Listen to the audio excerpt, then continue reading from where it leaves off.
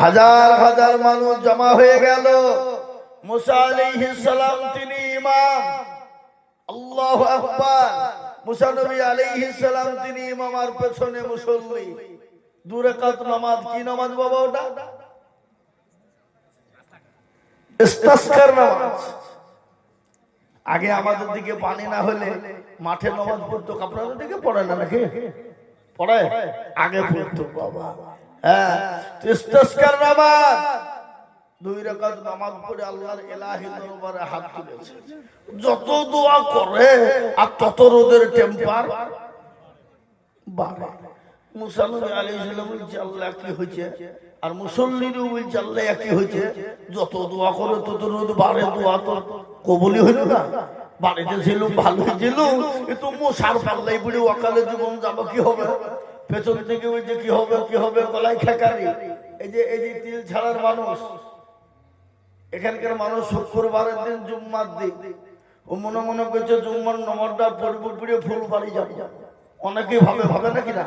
হ্যাঁ, কিন্তু নামাজ পড়তে গিয়ে মৌলবি এত বড় কারাম ধরিয়েছে বাবা, ও বলছে আমার নামাজ পড়ে ফুল বাড়ি যাওয়া হয়েছে।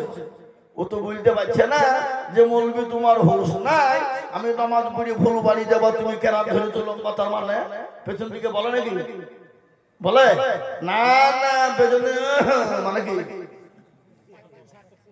ছোট করো, আমি ফুল বাড়ি যাবো। তো মুসা আলাইহিস সালাম যত দোয়া করে তত রোদ বাড়ে। সমস্ত মুসল্লি বলছে আল্লাহ কি হইল, কিন্তু জীবন তো থাকবে না, মুসার পাল্লায় পড়ে জীবন চলে যাবে। এ বাবজি আমার সোনারা, দোয়া শেষ করে দিয়ে মুসা আলাইহিস সালাম আল্লাহকে বলছে আল্লাহ যত দোয়া করি তত রোদ বাড়ে, তুমি কি আমার সঙ্গে ইয়ারকি দিয়েছ? আল্লাহ বলে আরে মুসা, আমি তোর সাথে ইয়ারকি করবো? তার মানে তোর সাথে ইয়ারকি করবো কেন? যে না, তুমি ইয়ারকি করবে, যত দোয়া করে তত রোদ বাড়ে কেন? এ বাবা, যত নবী ছিল প্রত্যেকটা নবীর থেকে মুসা আলাইহিস সালামের সাথে আল্লাহর কথোপকথনটা বেশি ছিল। একদিন মুসা আলাইহিস সালাম আল্লাহকে বলছে আল্লাহ তুমি ঘুমাও না, তোমার ঘুম না?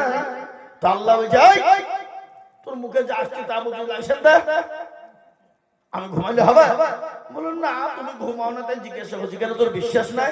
বলে হ্যাঁ আমি বিশ্বাস করি, কিন্তু তুমি কি ঘুম আসে না তোমার? তো আল্লাহ বলছে দেখবি তো? বলে হ্যাঁ আয় তুর পাহাড়ে আয়।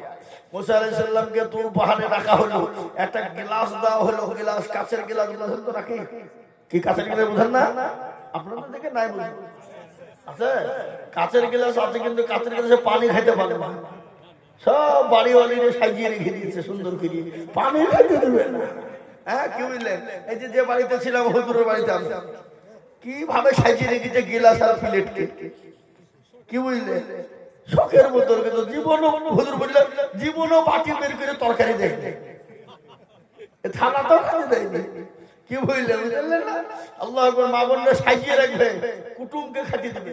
আমি বাড়িতে আপনার থালা বাসন গিলাস নিয়ে গেছি সাজিয়ে, বুঝলেন? তো কবেকার পুরোনো গিলাস থালা লিখে খাবার দিচ্ছে, ভালো থালা করে বের করো, বলো হবে না কেন? কুটুম খাবে, আমি কি কম কুটুম? আমি তো বাড়িতে সপ্তাহে থাকিনি, সপ্তাহে একদিন দুদিন আসে, আমি তো বড় কুটুম। না না, তুমি কুটুম, সে কুটুম না, ওই অন্য কুটুম। বাবা, তো মুসা আলাইহিস সালাম কাচের গিলাস নিয়ে পানি নিয়ে বাবজি দাঁড়িয়ে আছে তুর পাহাড়ে। আল্লাহু আকবার। আর আল্লাহ বলে ঘুম, যত ঘুম আছে মুসাকে ধর ধর বাবজি। একেবারে দুনিয়ার ঘুম গিয়ে মুসাকে ধুয়ে পুড়িয়ে ফেলেছে বাবা। ঘুমের চোটে ধাস করে তুর পাহাড়ে পড়ে গেছে, গিলাস ভেঙে চুরমার হয়ে গেল। কিছুক্ষণ পরে মুসা আলাইহিস সালাম চেতন। আল্লাহ বলে মুসা রে, সামান্য একটু ঘুমের কারণে যদি কাচের গিলাসটা তোর কাছে সুরক্ষিত না থাকে, ওরে মুসা, আমি আল্লাহ যদি একটা সেকেন্ডের জন্য ঘুমিয়ে যায়, চন্দ্রের সঙ্গে সূর্যের টক্কর লেগে যাবে, চন্দ্রের সঙ্গে সূর্যের টক্কর লেগে যাবে, সূর্যের সঙ্গে চাঁদের টক্কর লেগে যাবে, গোটা পৃথিবীটা তছনছ হয়ে চুরমার হয়ে যাবে রে মুসা। মুসা বলে আল্লাহ আমি বুঝতে পেরে গেছি, ওগো আল্লাহ, সেকেন্ডের ঘুমে যদি কাচের গিলাস চূর্ণ বিচূর্ণ হয়ে যায়, তুমি তো পৃথিবীর মালিক, তুমি আসমান জমিনের মালিক। ওগো আল্লাহ, তুমি একবার যদি ঘুমিয়ে যাও গোটা পৃথিবীটা তছনছ হয়ে যাবে আল্লাহ। এদিকে মুসা আলাইহিস সালাম যত দোয়া করে তত রোদের টেম্পার বেড়ে যায়, যত দোয়া করে তত রোদ বেড়ে যায়। মুসা নবী আলাইহিস সালাম দোয়া শেষ করে দিল। বাবা আল্লাহকে বলে, আল্লাহ কেন তুমি পানি দোয়া কবুল করো না? আল্লাহ বলে, মুসা রে, ইন্নী আলামু মা লা তা'লামুন। ওরে মুসা, আমি যা জানি তা তো জানিস। বলে, আল্লাহ জানি না, কিন্তু তুমি কেন দোয়া কবুল করো না তুমি বলো। বলে, মুসা রে, ওই মজলিসের ভিতরে এমন একজন নোংরা মানুষ বসেছে রে মুসা, যতক্ষণ পর্যন্ত মজলিস থেকে না উঠবে আমি আল্লাহ দোয়া কবুল করব না। একে দোয়া কবুল হয় না, আবার ইয়ার ভিতরে এই কাজ। মুসা নবীর হাতে কি ছিল? জোরে বলে, লাঠি। আল্লাহ তো দোয়া কবুল করবেই না, না জানি কত বেলে বেলে উঠে থেকে কেউ উঠে না। কি উঠবে? আমি যদি বলি তিল ছাড়ার মানুষ, আমি যদি বলি বাবা কারা এই কালকে এই জাহাঙ্গীরের বাড়িতে চুরি হয়েছে, কে করেছে, একটু হাতটা তুলো তো, বাপ তুলবে? জোরে বল, তুলবে কেন? যদি তুলে তো পিটি আর ঘাড় মুড় ভেঙে ফেলবে। আর যত চুরি হয়েছে এলাকায় সবার ঘাড়ে ফেলবে, ফেলবে না? ফেলবে না? কথা কর। আর মান সম্মান। এদিকে যে মানুষটা চুরি করেছিল, নোংরা কাজ করে বসে শুনলেন এ মজলিসে দোয়া কবুল হয় কিনা। যে মানুষটা অন্যায় করে নোংরামি করে মজলিসে বসেছিল, আল্লাহর কাছে চোখের পানি গরম পানিকে ফটফট করে টপ টপ করে ফেলে দিল। আল্লাহ বলে, ও বান্দা, আমি সব সহ্য করতে পারি। কোন বান্দা যদি অন্যায় করে, ত্রুটি করে, নোংরামি করে চোখের গরম পানি আমার দরবারে একবার ফেলে দেয়, আমি আল্লাহ তার জীবনের সমস্ত গুনাহকে ক্ষমা করে দেব। সুবহানাল্লাহ। ও মুসলমান গো, আল্লাহ এত বড় দয়ালু আর রহমান রহিম। আল্লাহ তার বান্দাকে কতটা ভালোবাসে, মা তার ছেলেকে যতটা ভালোবাসে, তার লক্ষ লক্ষ কোটি গুণ আল্লাহ তার বান্দাকে বেশি ভালোবাসে। কিন্তু সেই মুসলমান আল্লাহকে চেনে না, সেই মুসলমান রাসূলকে চেনে না, সেই মুসলমান আল্লাহর দ্বীনকে মানে না, সে মুসলমান আল্লাহর হুকুম মানে না। মসজিদে আযান হয়, হাইয়া আলাস সালাহ, আর আমরা বলি আমরা পারলাম না। ইমাম আর মুয়াজ্জিন তারা দুজনেই চালা। আছে না নাই? জোরে বলো, কথা কন না কেন? না আপনাদের দেশে সব নামাজি নাকি? সব আল্লাহওয়ালা? মসজিদ বুকি না ফেরেশতা? এ বাবা, আজকে আমাদেরকে আল্লাহ আমাদের কথা শুনবে কি করে? আমরা মার খাবো না কেন? এই জাতি বেইজ্জতি হবে না কেন? এই জাতি পিটনি খাবে না কেন? এই জাতির মসজিদ মাদ্রাসার উপর আক্রমণ হবে না কেন? এই জাতির দুর্দিন হবে না কেন? এই জাতি তো আল্লাহ চিনে না, এই জাতি তো রসুল চিনে না, এই জাতি তো মসজিদ চিনে না। আজকে আমাদের দেশের মানুষ তো নামাজই পড়ে না। কি বলছেন আপনারা? পড়ে? আজকে 98% লোক নামাজ পড়ে না। 98 মানে 98%। 98% লোক নামাজ পড়ে না। কত পার্সেন্ট পড়ে? 2%। এই 2% লোক যারা নামাজ পড়ে, আপনারা কি মনে করছেন যে এই 2% লোকের নামাজ হয়ে যায়? কোন রকম 1% লোকের নামাজ টাইটুই ভাবে চলে, আর 1% লোকের নামাজ হয় না। আপনি কি করে বললেন? আপনি কি আলিমুল গায়ব? আস্তাগফিরুল্লাহ, নাউযুবিল্লাহ। আলিমুল গায়ব তো আমার আল্লাহ। নাকি বলছেন আপনারা? বলুন। এ বাবা, 1% লোকের নামাজ হয় না। চাচা দাদু মুরব্বী হয়ে গেছে, চুল পেকে গেছে, দাড়ি পেকে গেছে। কি বলেন এটাকে? হ্যাঁ, দাড়ি। আরবিতে কি বলে? লিয়াদুদ মানে দাড়ি, বুঝতে পারলেন না? এ বাবজি দাড়ি পেকে গেছে, চাচা আত্তাহিয়াতু জানে তো দুরূদ শরীফ জানে না, দুরূদ শরীফ জানে না তো দোয়া কুনুত জানে না, দোয়া কুনুত জানে না তো দোয়া মাশরা জানে না, দোয়া সানা জানে না, ইন্না তাইনা কুল দেখা যায় তার মধ্যেও পুরি দেব আছে না নাই জোরে বলুন, পুরি দেব। এরা কোনোদিন শিখে না, শেখার চেষ্টাও করে না। নামাজ আসসালামু আলাইকুম আসসালামু আলাইকুম সালাম শেষ অমনি বেরিয়ে চায়ের দোকান। আপনাদেরকে চায়ের দোকান আছে না? হ্যাঁ, চায়ের দোকানে যত রকমের ফতোয়া ফারাই, যত রকমের গল্প গুজব, যত রকমের মশলা মাসাই, যত রকমের তালাক ফতোয়া থেকে নিয়ে যত রকমের ফতোয়া আপনি যদি নিতে চান তো চায়ের দোকানে পার্লামেন্টে চলে যান। আছে না নাই জোরে বলুন? আপনাদের থেকে মনে হয় আছে। আমি তো দ্বিতীয় পার্লামেন্ট নাম রেখেছি চায়ের দোকান। কে দোকান? চায়ের দোকান। এই মুসলমান দরদি আমার ভাইয়েরা আজকে চায়ের দোকানে ফতোয়াবাজি করে। আর ইমাম সাহেবকে কোনোদিনও বলে না হুজুর আপনি তো আমাদের ইমাম, আপনি তো আমাদের ইমাম সাহেব, একটু কোরআনটা ঠিক করে দিলে হতো না, সূরাটা ঠিক করে দিলে হতো না, নামাজটা ঠিক করে দিলে হতো না, জীবনেও কোনোদিন বলে না। কথা বলে কেন বলে না? কারণ আছে। কারণটা হলো এই, যদি ইমাম সাহেব কাছে বলতে যায় আর ইমাম সাহেব যদি ভুল ধরে ফেলে তাহলে আর মুরলিয়ার মাথা পরি চলবে? যারা বলুন মুরলিয়ার মাথা পরি চলবে না। এই জন্য ইমামের কাছে তারা কোরআন শিখতেও যায় না, কোরআন শেখার চেষ্টাও করে না। এ বাবজি, আর আমাদের দেশের মসজিদের ইমাম সাহেব কারা?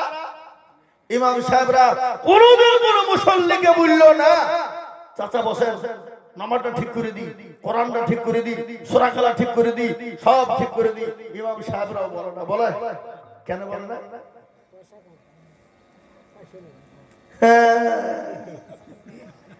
গোলমা ডাল মে কুছ কালা হ্যাঁ। ইমাম সাহেব বলছে তোদের ভাগ্য ভালো, আমি ওযু করে নামাজ পড়াই, হারা ওযু করে নামাজ পড়াই। যদি বেশি কায়দা করি তো বিনা ওযুতে নামাজ চালিয়ে দিব, সালাতুন নামাজ হলি বাকি না হলি বাকি।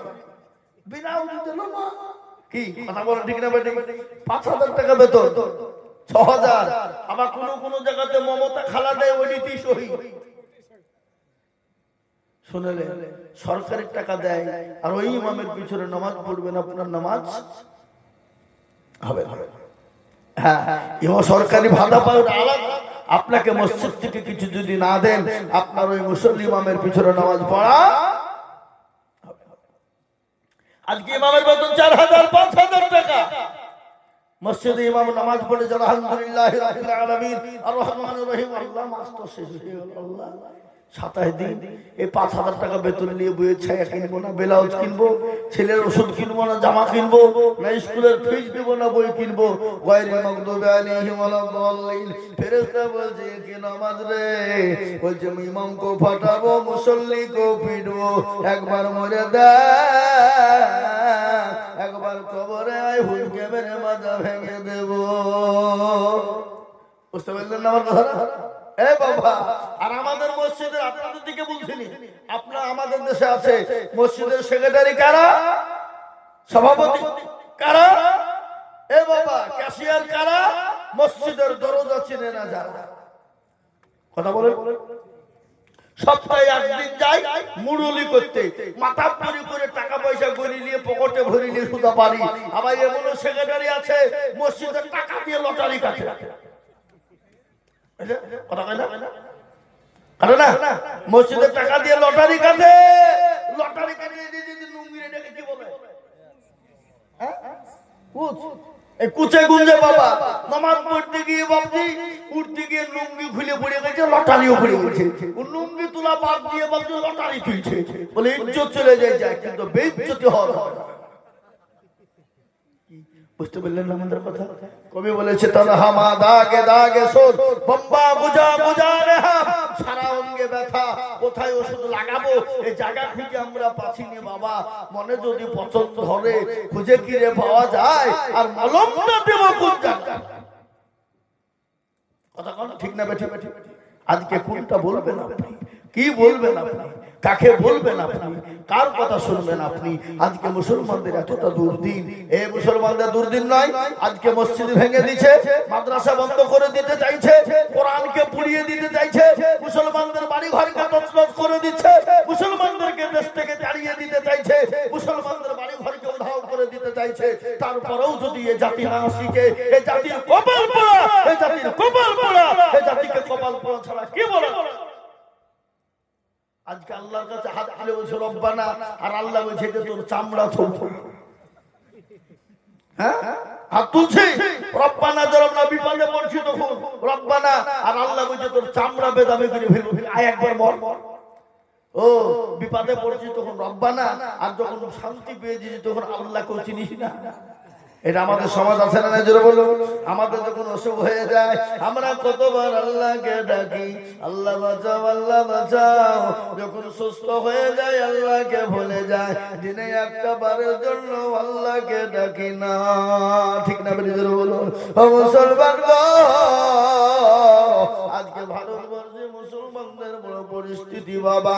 আজকে জানেন, আপনাদেরকে আমি শুনিয়ে দিই, ভারতবর্ষে একটা নয়, দুটো নয়, আজকে 87টা কেস মুসলমানদের বিরুদ্ধে করা হয়েছে। করা বলুন, করা 87। এই 87টা কেসের মধ্যে মুসলমানদেরকে দেশ থেকে বের করে দিতে হবে, মুসলমানদের বাড়ি ঘরকে লুটপাট করে নিতে হবে, মুসলমানদেরকে ঘর থেকে বের করে দিতে হবে, মুসলমানদের মাদ্রাসা মসজিদ ভেঙে দিতে হবে, মুসলমানদের কাছ থেকে মাদ্রাসা বন্ধ করে দিতে হবে, মুসলমানদের সম্পত্তি যা আছে লুটপাট করে নিতে হবে। মুসলমান গো, আজকে শুনলেন গত 25শে অক্টোবর এই পর্যন্ত 47টা কেস সুপ্রিম কোর্টে মুকুব হয়ে গেছে। আলহামদুলিল্লাহ বলো। 47। তার মধ্যে সব থেকে বড় জিনিস ছিল মুসলমানদের মাদ্রাসাগুলো বন্ধ করে দিতে হবে। কেন বন্ধ করবে? আজকে আপনারা জানেন, যদি মাদ্রাসা বন্ধ হয়ে যায় কোরআন পড়া বন্ধ হয়ে যাবে, আর কোরআন যখনই বন্ধ হয়ে যাবে মুসলমানদেরকে পায়ের তলে ফেলে দিয়ে যেরকম করে ইচ্ছে সেরকম করে আমরা চেষ্টা করব। কিন্তু লাগো না, মাদ্রাসা বন্ধ করা যাবে না।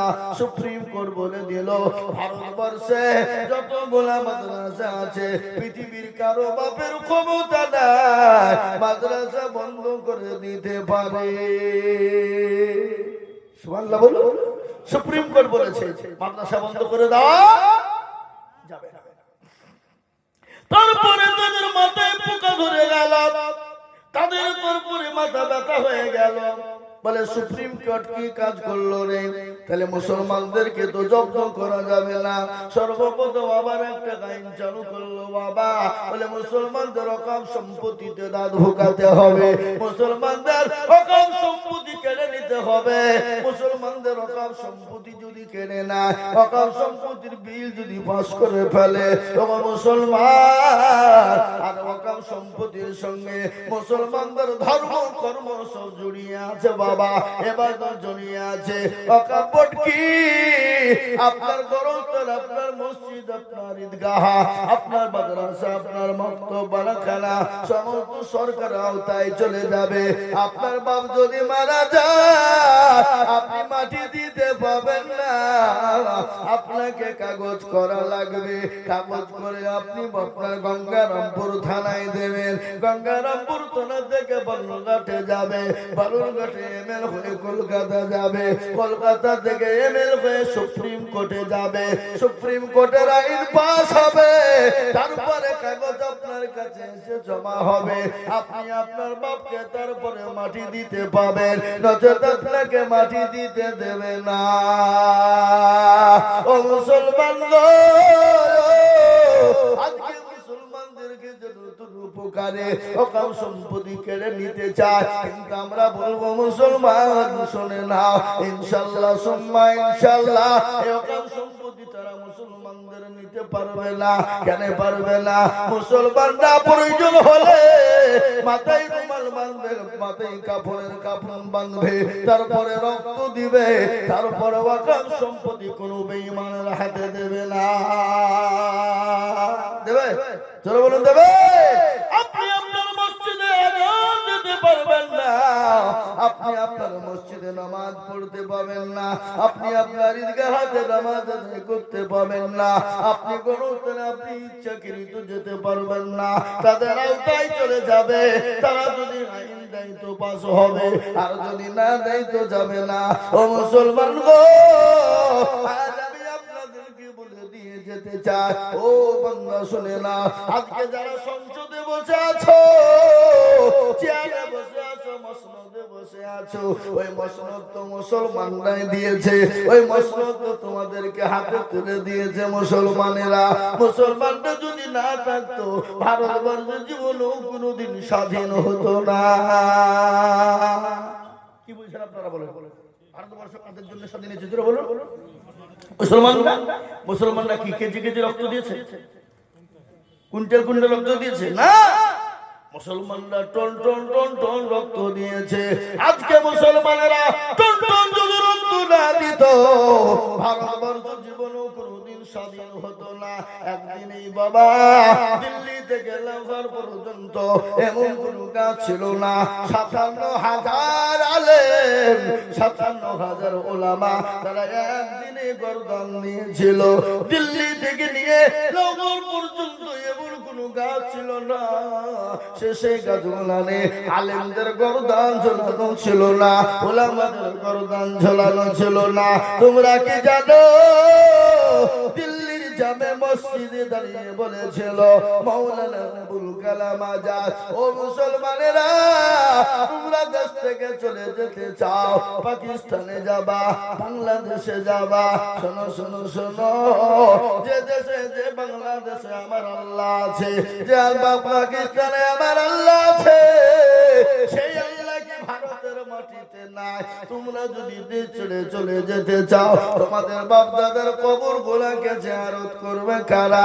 তোমাদের বাপ দাদার গলা কবর জিয়ারত করবে কারা? তোমাদের মসজিদ গুলা গাজন দিবে কারা? সেই মুসলমানেরা বলেছিল মাওলানা আবুল কালাম আজাদ, আমরা জীবন দিয়ে দেব, রক্ত দিয়ে দেব, মিনাহা খালাকনাকুম ওয়া ফিহা নুঈদুকুম ওয়া মিনহা নুখরিজুকুম তারাতান উখরা। আমরা এই মাটি থেকেই জন্ম, এই মাটিতে আমাদের মৃত্যু হবে, এই মাটি থেকে পরকালে কিয়ামতের ময়দানে উঠব। ও মাওলানা আবুল কালাম আজাদ, আমরা জীবন দিয়ে দেব, তারপর এই দেশ ছেড়ে পালিয়ে যাব না। যাদের রক্তে ভারত তৈরি হয়ে গেল, যাদের রক্তে বসত পেয়ে গেলে, যাদের রক্তে আজকে গদি পেয়েছো, আজকে তাদেরকে তাড়িয়ে দিতে চাও, আজকে দেশ থেকে বের করে দিতে চাও, আমি এটাই বলবো জীবন দিয়ে দেবে, কিন্তু দেশ থেকে মুসলমান বেরিয়ে যাবে না। জোর বল ঠিক না বেঠিক? জীবন দিয়ে দিবে মুসলমান, কিন্তু এই ভারতবর্ষ থেকে মুসলমানদেরকে সরিয়ে দেওয়া অসম্ভব। আজকে আমাদের সঙ্গে এরকম, এ বাবা শুনেলেন মসনদ দিলাম আমরা, আজকে আমাদের উপরে আঙ্গুল তুলে কথা বলে, যারা বিয়ে লাগায় তাদেরকে কি বলেন আপনারা? ঘটক একটা মেয়ের বিয়ে দিয়ে দিয়েছে তিলছাড়া গ্রামে। বিয়ে দেখে দেখে দেখে বিয়ে দিয়ে দিল। সেই মেয়ে না কিছুদিন পরে স্বামীটি নিয়ে ফুলবাড়ির বাজারে চলে গেল। এরকম যাই না কেন? ফুলবাড়ির বাজারে হঠাৎ করে ঘটক একদিন রাস্তা দিয়ে যায়, যেতে গিয়ে দেখছে প্রচন্ড মেঘ ঝমঝম করে পানি ঝরতে শুরু হয়। দৌড়তে দৌড়তে ওই বাড়ির ওই মহিলার বাড়ির ছাদের তলে দাঁড়িয়ে আছে। পানি কিন্তু মানে না, বাড়ির বেল দেয়, বেল বেল বুঝান না, গেটের সামনে বেল কিড়িং কিড়িং করে বেজে গেল। ওই বাড়ির মহিলা নেমে এসে বলে, কে গো তুমি? বলে আমাকে চিনতে পারো না? আমি তো সেই ঘটক। কোন ঘটক? কিসের ঘটক? কার ঘটক? কেমন ঘটক? ঘটক চিনিনি। তুমি ভদ্র বলছে তাই তো, তুমি আমাকে চিনবাই বাকি করি, চিনতে তো এখন পারবা না। যার জন্য শীতেই সেদূর, সে আজকে তোমার কাছে কটকটাই দূর। বুঝতে পারলেন না? যার জন্য তোমার শীতেই সেদূর, আজকে কিনা তো তোমার কাছে কটকটাই দূর। আজকে যাদের জন্য মসনদ পেয়ে গেল, যাদের জন্য আপনার সংসদ পেয়ে গেল, যাদের জন্য পার্লামেন্ট পেল, যাদের জন্য গদি পেল, যাদের জন্য ক্ষমতা পেল, আজকে তাদেরকে দেশ থেকে তাড়িয়ে দিতে চাও। ভারতবর্ষে এক নয় দুই নয় 850 বছর মুসলমানরা রাজত্ব করেছিল। কত বছর? জোরে কর। 850 বছর। মুসলমান যদি মনে করত পৃথিবীর জমিনে কোনো জাতি তব না, ভারতে কোনো ধর্ম থাকবে না, ভারতে কোনো জাতিকে তব না, ভারতবর্ষের জমিনে একটাও কোনো ধর্মের মানুষ থাকতো না, কোনো মন্দির গির্জা গুরুদুয়ার থাকতো না। কিন্তু না, মুসলমানরা আল্লাহ প্রেমিক, নবী প্রেমিক। ইসলাম বলেছে লাকুম দীনুকুম ওয়ালিয়া দিন, তোমার ধর্ম তোমার কাছে, আমার ধর্ম আমার কাছে। লা ইয়াকরাহা ফিদ্দীন, ধর্মের ব্যাপারে বাড়াবাড়ি করবা না, যে যা ধর্ম করছে তাকে করতে দাও। খবরদার কোন ধর্মকে আঘাত করবা না, কোন ধর্মকে গালি দিবা না। যদি তোমরা কোন ধর্মকে গালি দাও, কোন দেব দেবীকে গালি দাও, সে তোমার আল্লাহকে গালি দিয়ে দেবে, সে তোমার নবীকে গালি দিয়ে দেবে। খবরদার কোন ধর্মকে গালি দিও না, এটি ইসলাম শিক্ষা দিয়েছে। আজকে তুমি মুসলমানদেরকে সংখ্যালঘু বলে তাদের বাড়িগুলাকে গুড়িয়ে দাও, মাদ্রাসাকে গুড়িয়ে দাও, মসজিদ গুলাকে বুলডোজার দিয়ে ভেঙে দাও। ও মুসলমান গো, আজকে সংখ্যালঘু বলে এরকম করো, সেই বছরে আপনার মুসলমানদের জামানায় তোমরা তো সংখ্যালঘু ছিল, একটা নজির তোমরা দেখাতে পারবা না যে মুসলমানরা কারোর উপর অত্যাচার করেছে, জুলুম করেছে, কারো ঘর বাড়ি ভেঙে দিয়েছে, মন্দির গির্জা গুরুদুয়ার ভেঙে দিয়েছে। একটা নজির কিন্তু ইতিহাসের পাতায় না। মুসলমানরা কত ভালো, মুসলমানদের আদর্শ কত ভালো, মুসলমানদের নবীর আদর্শ কত ভালো, মুসলমানদের নবীর আদর্শ কত ভালো, মুসলমানদের ব্যবহার কত ভালো। নবীর আদর্শে আদর্শিত মুসলমানেরা দিল্লির সম্রাট, যার নাম হলো বাদশাহ জাহাঙ্গীর। কি নাম বললাম? দিল্লির সম্রাট বাদশাহ জাহাঙ্গীর। দিল্লির সম্রাট বাদশাহ জাহাঙ্গীরের একটা ঘটনা পড়ে মনে হয়ে গেল, তিনি তো বাড়িতে নান, তিনি তো বাড়িতে নান, বাড়ি থেকে কোথায় গিয়েছে? বাড়িতে একাই রয়েছে তার বিবি। তার বিবির নাম কি জোরে বলুন, কেউ জানেন? তার বিবির নাম হলো নূরজাহান। কি নাম? নূরজাহান। বাড়িতে একাই মেয়ে মানুষ, ভালো লাগে না। তখন তো মোবাইল ছিল না। এখন বাড়িতে আমাদের মেয়েদেরকে একাই দিয়ে চলে গেলে 1 রাত 2 রাত 5 রাত মাস বছরকে বছর থেকে যাবে, স্বামীর কোনো চিন্তাই করবে না। কি বলছেন ঠিক কিনা? কথা বল না, খালি মোবাইল থাকলে হবে। আর আমাদের দেশের মা বোনেরা এইসে বড় বড় হাতের হাতের মোবাইল। আপনাদের দিকে নাই নাকি? আল্লাহু আকবার। ভাবিদের হাতে যদি মোবাইল না থাকে বাড়িকে আগুন লাগিয়ে দিবে, দিবে কিনা? জোরে কর। ওই একবেলা খেতে পায় আর না পায়, খাবার জুটুক আর না জুটুক, কিন্তু মোবাইলে তার ইন্টারনেট কিন্তু চাই। কথা বলেন না কেন? ও মুসলমান দরদি, বিভিন্ন জায়গায় বাড়িতে একাই ভালো লাগে না। তিনি বাড়িতে বসে বসে তীর ধনুক চলাচল, তীর ধনুক বুঝেন না? বুঝেন কি? আগে থেকে এখন নাই, তাই না? এখন সাঁওতালদের কাছে আছে। আগে প্রতিটি মানুষের কাছে প্রায় থাকতো এলাকায়, কিন্তু তীর ধনুক চালা ছিল। আর ওই তীর ধনুক চালাতে চালাতে পাশেই ছিল পুকুর। পুকুর বুঝেন না আপনারা? পুকুর বুঝেন তো? পুকুরের পাশেই ছিল ধোবা আর ধোবানি। যারা কাপড় কাচে তাদেরকে কি বলে? ধোপা, ধোপা আর ধোবানি সমেত দুইজন কাপড় কাচতে ছিল। আর তীরখানা টপকে গিয়ে ধোবানির স্বামীকে লেগে যায়, তাতে ধোবানির স্বামী মারা যায়। ও ধোবানি বলে, আমার গড, এ আমার প্রভু, আমার স্বামীকে কে মেরে দিল?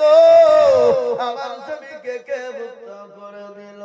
আমার স্বামীকে কে মেরে দিল? তিনি কান্নায় ভেঙে বলেন, দেশের মানুষ জমা হয়ে গেল। ওই ধোবানির লাশকে, ধোবার লাশকে তোলা হলো। তুলে আনার পর তীরখানা টেনে বের করা হলো। বলে তীরখানা তো অন্য কারো তীর নয়, এটা হলো বাদশা জাহাঙ্গীর রহমতুল্লাহ আলাইহির তীর। বাদশা জাহাঙ্গীরের তীর। এটা দিল্লির সম্রাট, ইসলাম মারা তীর। হারানোর কোনো ব্যাপার নাই, চল তার কাছে নিয়ে যায়, বিচার চাই। যদি বিচার ভালো হয়ে যায় তাহলে জানবো মুসলমানরা ভালো, মুসলমানদের আদর্শ ভালো, মুসলমানদের নবীর আদর্শ ভালো। আর যদি বিচার যদি সঠিক না পায় তাহলে জানবো মুসলমানরা খারাপ, মুসলমানদের আদর্শ খারাপ, মুসলমানদের নবীর আদর্শ খারাপ। চল আমার বাবা জীবনের বাদশা জাহাঙ্গীরের কাছে চলে এলাম। বলে, ও বাদশা জাহাঙ্গীর, বলে কি হলো? এই ধোবানির স্বামী মারা গেছে, তোমাকে বিচার করে দিতে হবে। আমরা সংখ্যালঘু ধোবানি, আমাদের বিচার করে দিতে হবে। এই হলো ইসলাম। এই ইসলাম তো অন্য কারো নয়, এটা হলো আপনার ইসলাম। আপনাকে বিচার সঠিক ভাবে করে দিতে হবে। বাদশা জাহাঙ্গীর বললো, তাই তো, ইসলাম তো আমার, আমি আসামি কোথায় খুঁজে পাবো? কে আসামি দেবে? কোন জায়গায় পাবো? ভারী চিন্তায়। সঙ্গে সঙ্গে বললো, তোমরা যাও, অমুক দিন অমুক টাইমে আসবে, তোমাদেরকে সুন্দর করে ন্যায় পরম বিচার তোমাদেরকে দিয়ে দেব। দোবানিরা চলে গেলাম। বাদশা জাহাঙ্গীর তিনি চিন্তায় পড়ে গেল, আল্লাহ আমি কি করব, কি করব, কোথায় যাব, কোন জায়গাতে যাব? তিনি চিন্তায় পড়ে গেল। খাওয়া দাওয়া নাই, গোসল করে নাই। বিভিন্ন জায়গায় এসে বলে, স্বামী গো, বাদশা নন্দা, চলুন আপনি গোসল করবেন, খানা খেয়ে নেবেন। বিবি বলে, বিবিকে বলে, বিবি রে, আমি গোসল করবো না, কেন খাবো না? বলো, কেন গো, কেন, কিসের জন্য খাবে না? বলে, বিবি আমাকে আসামি, আজ আমাকে বের করতে হবে। আর আসামি যদি না পেয়ে যাও, আজকে মুসলমানদের আদর্শ নষ্ট হবে, মুসলমানদের দুর্নাম হয়ে যাবে, মুসলমানদের নবীর দুর্নাম হয়ে যাবে। আসামি আমাকে বের করতে দাও রে বিবি। বিবি মুচকি মুচকি এসে বললেন, স্বামী গো, আসামি পেয়ে যাবেন, আপনি কোন রকমের চিন্তা করবেন না, কোন চিন্তা নাই, আপনি আসামি পেয়ে যাবেন। চলো চলো। বলে, না বিবি না, আমি আসামি না পাওয়া পর্যন্ত একটা মিনিটের জন্য ঘর থেকে বেরোবো না। বিবি মুচকি গেছে দিয়ে বললেন, স্বামী, ও আমার প্রাণের স্বামী, আসামি যদি আপনি পেয়ে যান, আপনি বিচার কোরআন হাদিসের দিকে টেনে করবেন না আপনি আপনার আত্মীয়র দিকে টেনে বিচার করবেন?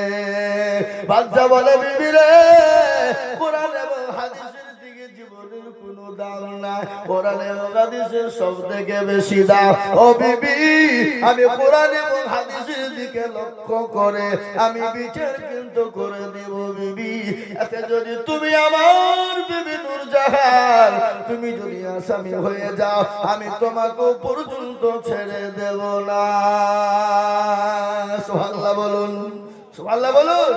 আজকে আমাদের দেশের নেতা বলেন, মন্ত্রী বলেন, এমএলএ বলেন, এমপি বলেন, মাতাব্বর বলেন, মোড়ল বলেন, মা বলেন, বাপ বলেন, সবাই কিন্তু নিজের দিকে টেনে বিচার করে, করে না করে না? কথা কর, নিজের দিকে টেনে বিচার করে না? সবাই নিজের দিকে টেনে টেনে বিচার করে। কিন্তু হযরত জাহাঙ্গীর বলল, বিবি রে, কোরআন এবং হাদিসের থেকে বহু জিনিসের দাম না। সঙ্গে সঙ্গে বলে, বিবি রে, কান করে শুনে না, আমি কোরআন এবং হাদিসের দিকে টেনে বিচার করব। বিবি মুচকি হেসে দিয়ে বললেন, স্বামী গো, আসামি পেয়ে গেছেন। ও স্বামী, বলে বিবির আসামি কোথায়? আমি পেয়ে গেলাম। বলে আসামি আর কেউ নাই, আমি আপনার বিবি নূরজাহান হলাম আসামি। সুবহানাল্লাহ বলুন। কত পরহেজগারিনী বিবি, দিনদারিনী বিবি, আল্লাহওয়ালি বিবি। আর আমাদের বিবিরা একটা কাজ করে ফেলে, লুকিয়ে রাখে না, স্বামীকে গোপনে কিছু ফিরিয়ে আদায় দিলে তো আদায় হয়ে যাবে, কিন্তু না, যদি পয়সা দিয়ে দেয় বলবে বাচ্চার পয়সা ছিল, বিবিকে বাঁচিয়ে নিল। না না না, যার বদলে যা হয়েছে তাই করতে হবে। ও তার স্বামীকে মেরে দিয়েছে আমার বিবি, আমি বলবো ধোবানি, তুমি তার স্বামী বাচ্চা জাহাঙ্গীরকে মেরে দিয়ে প্রতিশোধ করে না। এই বিচার করবো। সুন্দর করে গোসল করলেন, খানা খেলেন, নামাজ আদায় করে নিলেন, আল্লাহর কাছে দোকান তুলে দিলেন। বাচ্চা জাহাঙ্গীর হাউ হাউ করে আল্লাহর কাছে কান্না করলেন। আল্লাহর কাছে কান্না করার পরে দোয়া চেয়ে নিলেন। বাচ্চা জাহাঙ্গীর ধোবানিদেরকে ডাকলেন, দলে দলে মানুষ চলে গেল। আসার পরে বলল, বাচ্চা জাহাঙ্গীর গো, আসামি পেয়ে গেছেন, আমাদেরকে দাও করে আসামিটার নামটা বলবেন। ধোবানিকে ডেকে বলে, ধোবানি রে, আসামি পেয়ে গেছি, যে তোমার স্বামীকে মেরে দিয়ে, যে তোমার বুকে দাও দাও দাও দাও করে আগুন জ্বালিয়ে দিয়েছে, তুমি তার স্বামীকে মেরে দাও, নিয়ে তুমি প্রতিশোধটা নিয়ে নাও এবং তার বুকে তুমি আগুন জ্বালিয়ে দাও। বলুন সুবহানাল্লাহ।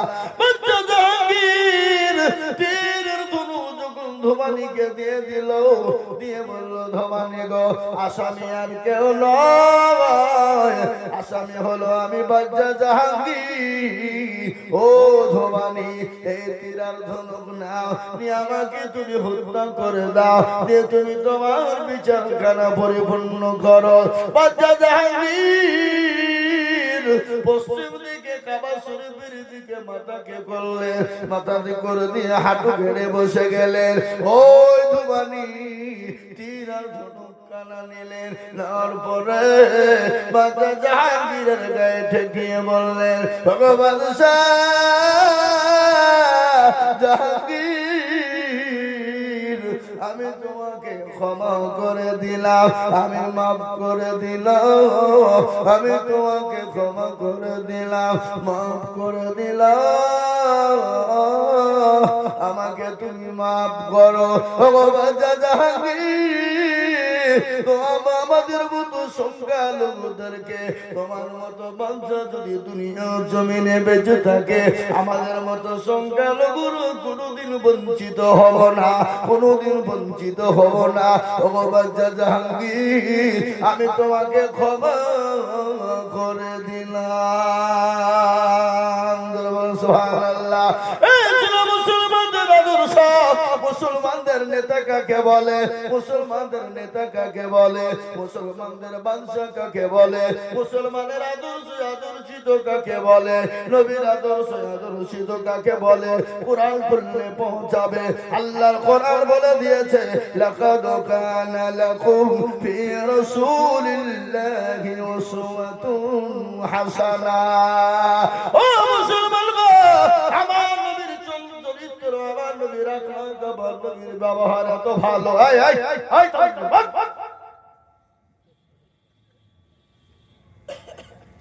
আমার নবীর আদর্শ, আমার নবীর ব্যবহার এত ভালো, আমার নবীর আদর্শ এত ভালো, আমার নবীর ব্যবহার কত ভালো আপনারা শুনলেন। বিশ্ব নবী নবী একদিন সাহাবাদেরকে কোরআন পড়িয়েছেন, সাহাবে সুফায় বসা জাতিতে ইহুদি আমার নবীর আসার পরে বললেন মুহাম্মদ সাল্লাল্লাহু আলাইহি ওয়াসাল্লাম আমি তোমাকে 100 গ্রাম টাকা রাখতে দিলাম আমানত। আমানত বুঝেন কাকে বলে? কারোর কাছে রাখতে দেওয়া, মসজিদের টাকা, মাদ্রাসার টাকা।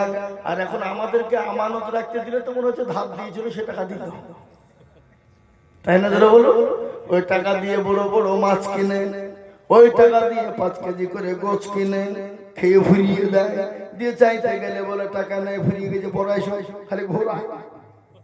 এরকম আপনাদের দেশে নাই নাকি? আচ্ছা, আমানতের শেষ।